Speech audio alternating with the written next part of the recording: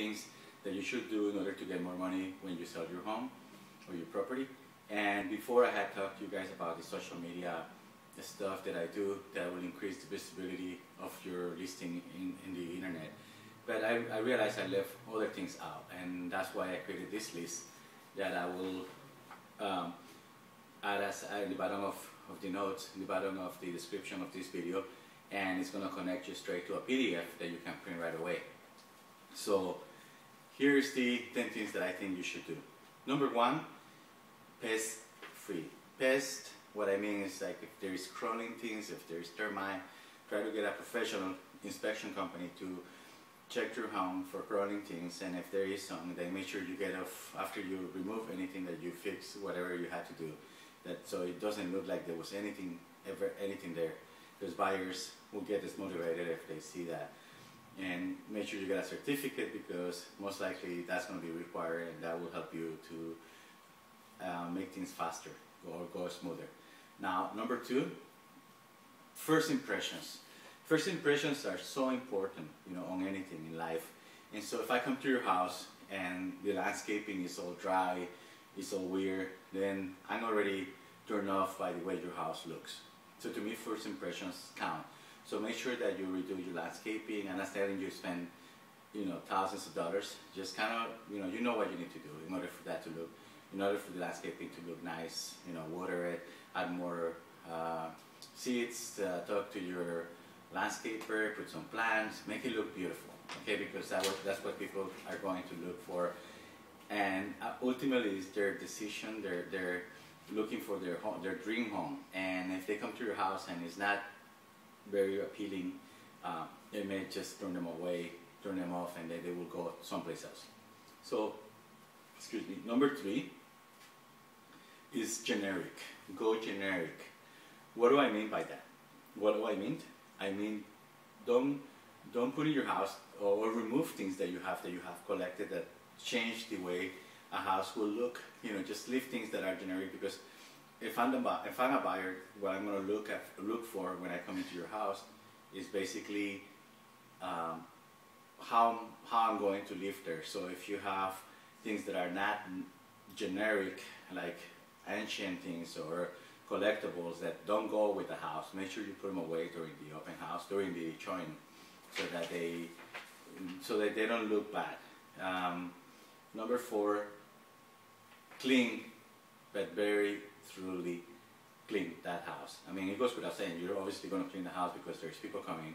But if there is odors, if there is something, you know, if something that smells, you may not even notice. But, you know, I'm not saying that your house smells, but, you know, make sure that you buy some kind of deodorant, and that the house is, or bake some cookies, do something that creates a pleasant atmosphere for the person who's going to look at the house, because he's going to imagine himself buying your house to live there. Next, down the road is down, boy, down. Okay, if you have pets, not pests, but pets, and you want to sell the house, there's people like myself, for instance. I don't have any pets, and so we are very sensitive to the smell, and we probably we don't imagine our house with dogs. So if that's the case, I think you should take your animals to a hotel and check in there and make sure you remove anything that has to do with pets. So, you know, just because the appearance is so important. I'm not saying I love animals, but, you know, it's just that the appearance changes the perspective of the buyer, and the last thing you want to do is change the impression that he's getting on your home, and the impression that of what he thinks that your home is worth. So we want to show, we almost want to make it like we almost want to make it like when you go into a showroom home. You know, it just looks perfect. There's nothing, it's just right, and that's why a lot of times when people go to a new construction, and they will always want to buy the model home. So it's like a model home, everything perfect, but not too extravagant, not too out of the way. Okay. If you have carpet, it gets me down to the steaming your carpet. If you have carpet, make sure you steam the carpet. They recommend that you do it 3 times, once every 3 years. But if you did it a year and a half ago, you know, and you're going to have people walking to your place, you want to sell it, make sure you clean the carpet so it smells good and it looks clean. Okay.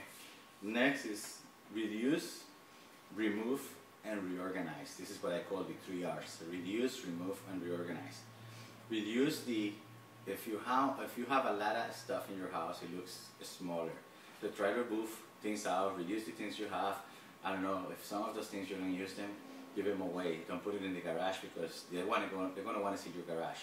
And then if it looks crowded, then again, that idea of what the house is worth just got smaller. So if you have a lot of stuff and you don't want to get rid of it, just rent a temporary storage room, put all the stuff in storage. Make sure that the house looks, again, like if it was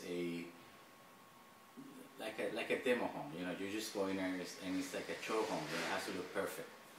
Next down the list is the important rooms, and there is 2 rooms that are, to me, overall, is the rooms that people look, and those are the bathrooms and the kitchen. Okay, make sure that you take a look at the kitchen, and if there's chips on the pan, there's things that are missing, fix that. If the bathrooms need a little bit of cleanup, painting, they do that as well, because that's very important in the list of things that people see when they're going to buy a property. Next, this one is a good one. Some people believe that you should paint. Some people say, no, don't paint the house, because the new buyer is going to come in and probably change the paint. Well, that may be the case, but honestly, there is nothing than an impression. If I come to your house and the paint is brand new and everything is clean and neat and nice, I'm going to be like, wow, this is a beautiful house. I want to move here, and I'm going to pay whatever it takes to get this home. So impression, and impression. So it's up to you. I mean, you may have the money or may not have the money, but if you really want to get top dollars, sometimes painting the house can make all the difference. And then, last but not least, is you have to be honest. I mean, how long ago did you redo your kitchen? How long ago were those cabinets installed? Are the cabinets fresh? Are they new? Maybe changing just a few things in the doors. Just changing the handles on the doors, just changing the handles, or changing a few things. Maybe a little paint. I don't know. Changing the doors, or just doing something with the cabinets to make it look 2011 and not 1980, because that's another turn-off. I mean, I come to your home to buy it, and I expect some place that is going to be nice, and I can picture myself living there. Remember, you're selling your home to a person who wants to move into their dream home. You need to make sure that you put the necessary care to sell this house. A lot of people feel like, oh, I don't have the money, so I'm not even going to put the money into the house to sell it, because that's why I'm selling it in the first place. But if you're trying to get top dollar, sometimes putting $3,000 or $4,000 or $5,000 into your house may bring you an additional 15, 20 grand. Where if you don't put those $5,000, it may even make you lose 20 or 30 grand, because people are going to say, oh no, this place is a fixer-upper, I have to change so many things. Even though you feel comfortable living there, for the next person that comes in, it just may look a little old, outdated, and they may think, okay, well, let's offer less because I have to fix all these things. So that's why I'm telling you, download this list.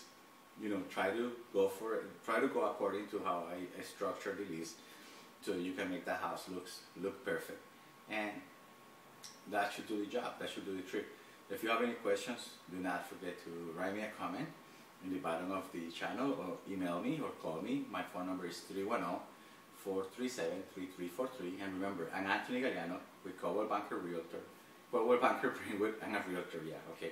With Coldwell Banker in Brentwood, and I'll be happy to help you, okay? Thank you.